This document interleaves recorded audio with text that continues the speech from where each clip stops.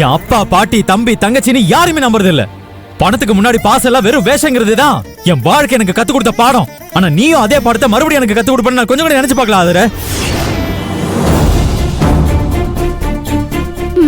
நீயும் நானும் நமக்கு பிறக்க போற குழந்தையோட ஒரு சந்தோஷமான வாழ்க்கை வாழணும்னு ஆசைப்பட்டேன். பொதிமாட பாரத்தை சுமந்துட்டு இருக்கிறேன்னா அதை இறக்கி வச்சுட்டு உன் கூட ஒரு நிம்மதியான வாழ்க்கை வாழணும்னு கனவு கண்டேன். அதுக்காக தான் என் கனவு வீட்டை வாங்குறதுக்கு போராடிட்டு இருக்கேன். இந்த போராட்டத்துல நீ எனக்கு பக்கபலமா இருப்பேன்னு சொன்ன, எனக்கு துணையா இருந்து கை கொடுப்பேன்னு சொன்ன. வீட்டு வாசல்ல வாட்டர் கேன் கடை வைக்கிறது, அதுல வர வருமானத்தை எல்லாம் என் கனவு வீட்டுக்கு கொடுக்கறான்னு சொல்லி எனக்கு நம்பிக்கை கொடுத்த. நானும் உன்னை முழுசா நம்புனேன்.